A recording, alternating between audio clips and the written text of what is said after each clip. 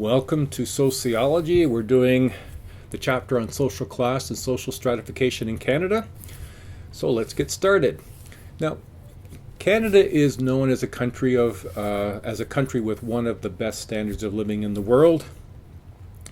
And in terms of advanced economy, universal health care, public funded education, this is all true. However, Canada is also a land of social inequality with a range from very poor to extremely well-off citizens. Now, like culture and social structure, social inequity affects our overall quality of life and its important role in shaping who we are and who we become. Now, being born into a very rich family, your experience and what you learn about where you live and what it's possible for you to be is a very different challenge. You can decide to be whatever you want to be, and you would face it if you were born. But would you face that if you were born in a lower income family? Would you likely face food security challenges and the question of accessing winter suitable clothing and the probability, and probably cannot participate in local community sports, all of which would no doubt give a different view of what's possible for you in your future. Just that disparity between the very rich and the very poor. They don't view how Canada is in the very same way. The opportunities that they have are very different.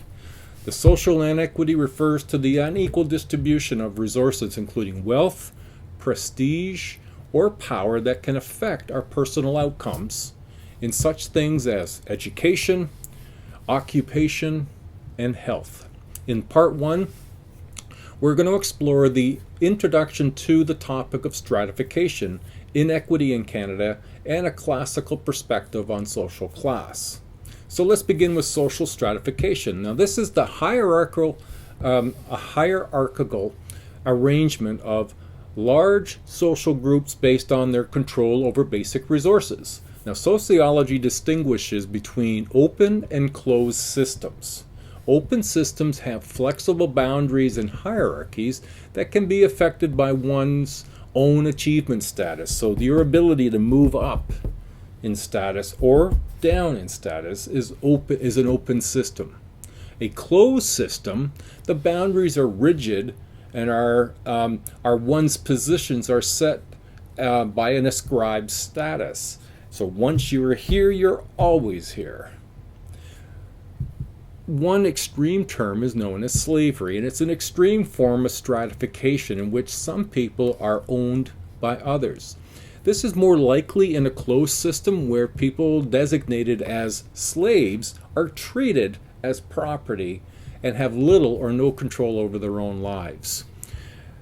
A sociological term, if you will, of what enables us to move through our social stratification is what's known as life chances. Now, this refers to the extent to which individuals have access to important societal resources such as food, clothing, shelter, education, and healthcare. The more affluent have better life chances. They have more of those things. They don't wonder where their food's coming from or what kind of shelter they have. Life chances are not only a Canadian issue, they are an international issue. In every country, life chances can positively affect individual, family, and community outcomes. Now, just for your information, in Sociology 2, which is in the winter semester, we look more at this sort of international view. Now, systems of stratification, let's look at what we have here. Social mobility. It's the movement of individuals or groups from one level in a stratification system to another level, more likely in an open system. Now, there's several forms of social mobility. One form is what's called intergenerational mobility. And this is the social movement experienced by family members from one generation to next. So if my parents were here, and as a result of intergenerational mobility, both in terms of what they achieved and what I did on my own, I moved to this, that's intergenerational. From one generation to the next. Then there is intra-generational mobility, and this is the social movement of individuals within their own lifetime. And somebody who was born into us at this level in their own lifetime, they move up.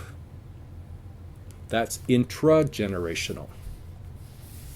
And then when we think in terms of social stratification, and we're going to continue with systems, we can look at caste systems. Now, caste systems, there are countries where the caste system is a system of social inequality in which people's status is prematurely determined at birth based on their parents' ascribed status. So if you're born to a family that is at this level, whatever this level is, and you're born into that family here, that is what you will have, and that's where you will stay. A closed system of social stratification exists, for example, in India, based on occupation, and in South Africa, based on a racial classification. Now, in other parts of the world, the other system is known as a class system. And this is a system or a type of stratification based on the ownership and control of resources and on the type of work people do. Now, more open than a caste system because the boundaries between classes are less distinct than the boundaries between castes. Now, in an open system, you have what's known as horizontal mobility, and this occurs when people experience a gain or a loss in position and or income that does not produce chances in their chance in their place in the class structure. So horizontal is going up and down. Horizontal is going across. That's my bad, going across. Vertical mobility is the alternative, and that's movement up and down the class structure. Now, for some terms that will help us understand stratification a bit more, we'll look at the difference, between income and wealth. Income is the economic gain derived from wages, salary, income transfers like government aid, and ownership of property. That is all income.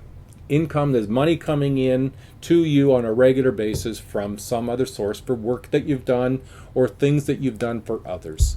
Wealth, on the other hand, this includes property, ownership of, such as buildings, land, farms, houses, factories, and cars, as well as other assets such as money in bank accounts, corporate stocks, bonds, and insurance policies. So you can see the difference. You can be wealthy but not have a lot of cash, but you can liquidate wealth into cash. Income equality and wealth inequality. Economists enable us to understand how income and wealth is distributed in a society using a wealth income quintiles. And each group is known as a quintile, and it contains 20% of the population. So in Canada, 20% of the Canadians in the highest income receive just over 40% of the income of all Canadians. You'll see quintiles used a lot in Stats Canada and data collecting in Canada, where you'll see the population of 100% of the population will be divided into 5 categories, or 20%, 20%, 20%, 20%, 20%. And each 20% represents another group.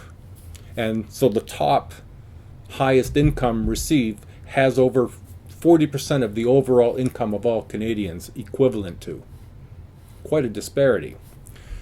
2 classes in the modern world. Now, we're familiar a bit with this 2-class system based on looking at the conflict theory.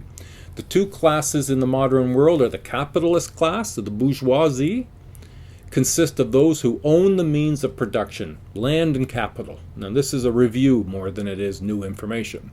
And then there's the working class, or the proletariat, those who must sell their labor to the owners in order to earn enough to survive. So those 2 classes, the bourgeoisie and the proletariat, these guys own the means to make a living. We sell our time to them to make a living in order to survive. Now, some other terms that are related to this conflict view, alienation, or the feeling of powerlessness and estrangement from other people and from oneself. And one of the consequences, if you will, to being down in this group here is alienation. You may feel powerless to make any change. You're stuck here. And that estrangement from other people, well, you're just among this group and you're estranged from all the people on this scale, if you will, of who make more money than you do. Now, class conflict, now, as far as Marx was concerned, class conflict was necessary, and that's the struggle between the capitalist class and the working class. The sort of theme is that no one factor, and this is such as Marx's economic division, defines class. Many factors such as culture, as well as access to important societal resources such as economic, social, and political power, contribute to this sort of division between the rich and the poor. He developed a multidimensional approach to the study of stratification. Weber, he created a multidimensional approach to stratification focused on the interplay between wealth, prestige, and power as being necessary in determining a person's class position. For Weber, wealth was the links between class and life chances, the resources to make choices. That's wealth. Power was the ability of people or groups to achieve their goals despite any opposition from other people. That was power. The more power you have, the more able you are to make decisions happen regardless of any opposition. And then thirdly was prestige, the respect with which a person or status position is regarded by others. So if I'm in a position, say doctor, it might be considered a higher prestige because other people view that position in a positive regard. Whereas, some other more other position that may not have the same level of prestige, people don't look up to. They might even look down to. From Weber's insights, current sociologists use the term socioeconomic status, the SES, used to refer to a combined measure that attempts to classify individuals, families, or households in terms of factors such as income, occupation, and education to determine class position. And so next week, that's what we'll explore, is this more contemporary models of social class in Canada. Who are the poor and who are the rich? And we'll look at the theoretical explanations as to why there's inequity in Canada. Well, I hope this has been helpful. That's part 1. We'll do part 2 next week. Good luck, everybody. Bye-bye.